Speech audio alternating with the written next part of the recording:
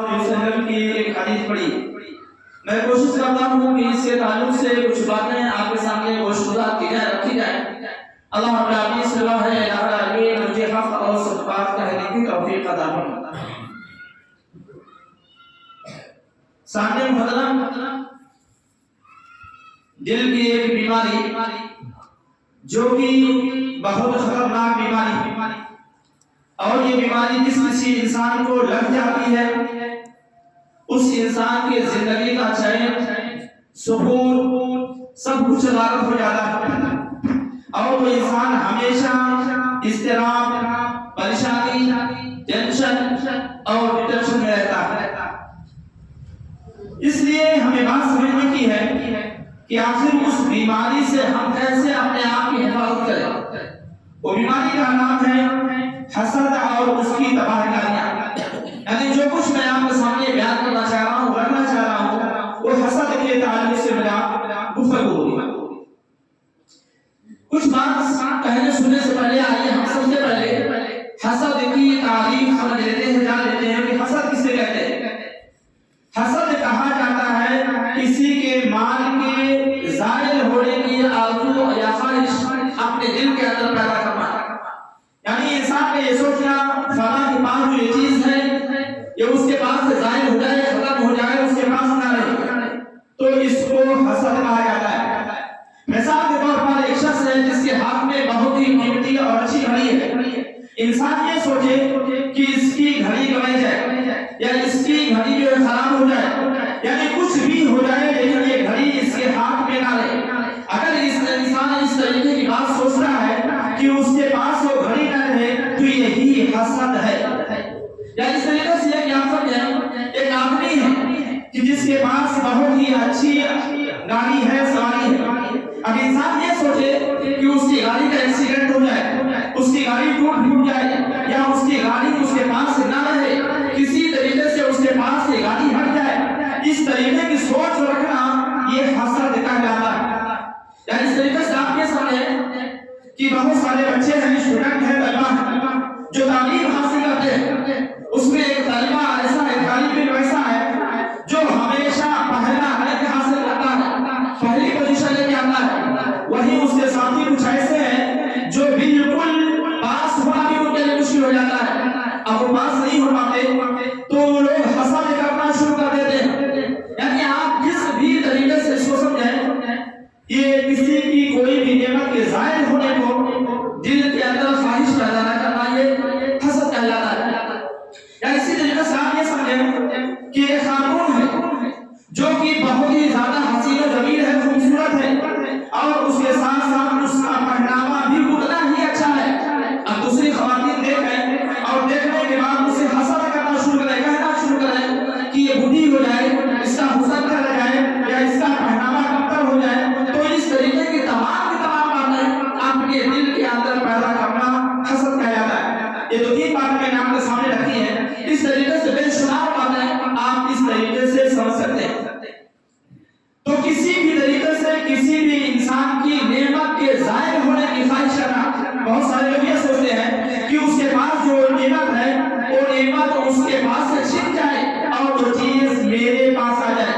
اگر آپ ایسا سوچتے ہیں تب بھی حسد ہے, اور اگر آپ ایسا سوچتے ہیں کہ اس کے پاس وہ چیز نہ رہے, چاہے مجھے ملے یا نہ ملے اس کا فرق نہیں پڑتا, تو یہ بھی حسد کہلاتا ہے. تو دونوں طریقے سے حسد کہلاتا ہے. تو حسد اسلام کے اندر سراسر حرام ہے, ناجائز ہے. لیکن اس کے مقابل میں ایک لفظ آتا ہے جس کو عربی زبان کے اندر غبطہ کہا جاتا ہے, اور اردو زبان کے اندر اس کو رشک کرنا کہا جاتا ہے.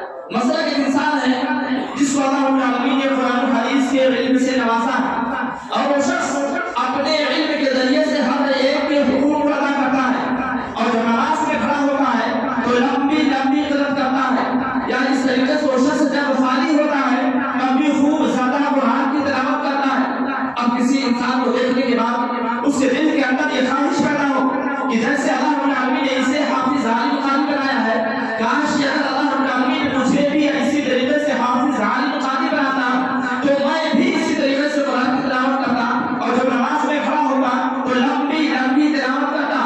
یقیناً یہ خواہش کرنا بالکل جائز ہے, درست ہے, اور اس चीज के अंदर रश करना कहा जाता है।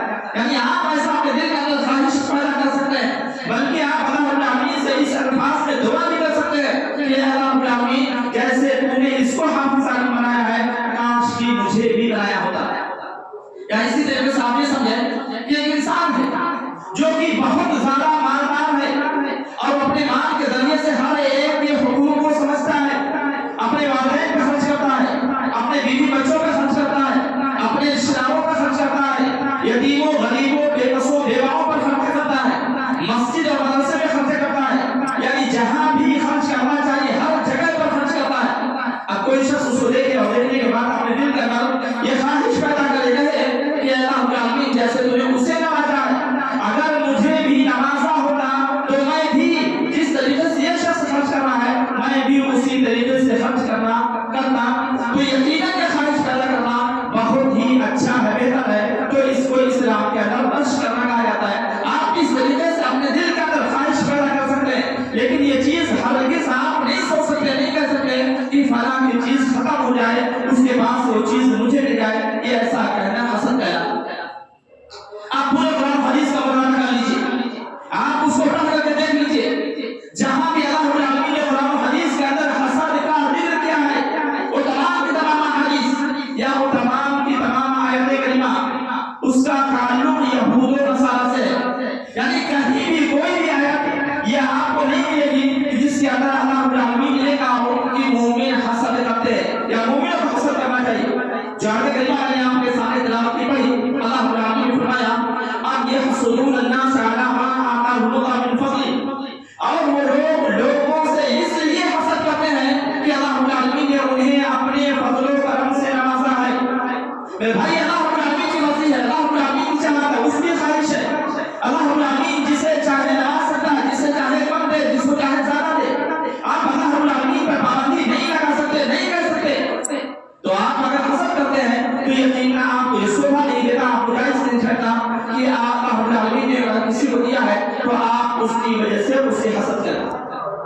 बल्कि दूसरी आयत करीमा जो इससे भी वाज़ेह है उसके अंदर अल्लाह रब्बुल आमीन ने फरमाया वद कसीरुम मिन अहलिल किताब, यानी अहले किताब से अक्सर लोग अपने दिल के अंदर ये ख्वाहिश पैदा करते हैं कि ये जो लोग मुसलमान हैं, जिनको अल्लाह रब्बुल आमीन ने इस्लाम मुसलमान बनाया है, ये लोग फिर से दोबारा कुफ्र के अंदर लौट आए, हसदम मिन इंदी अनफुसिहिम, और ये इनके दिल की ख्वाहिश है।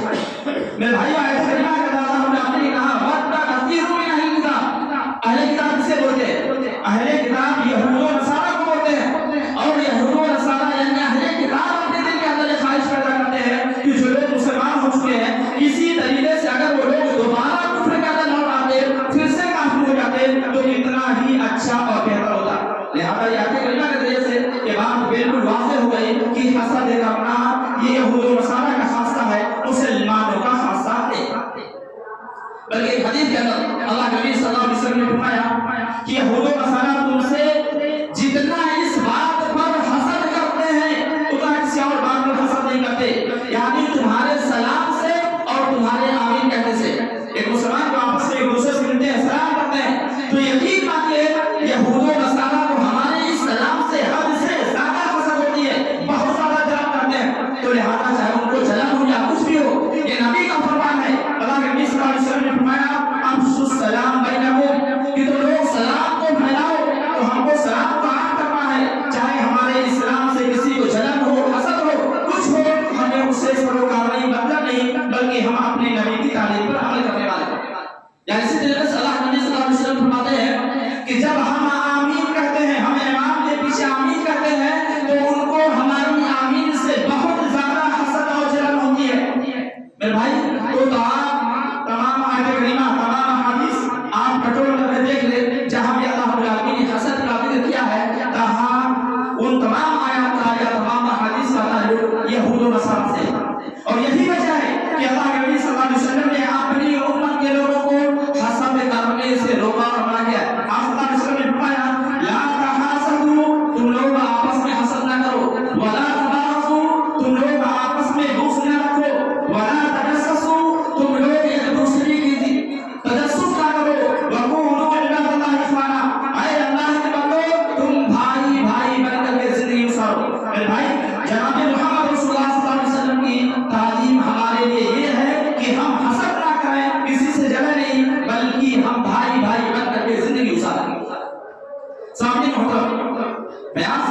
کہوں کہ آسمان کے اوپر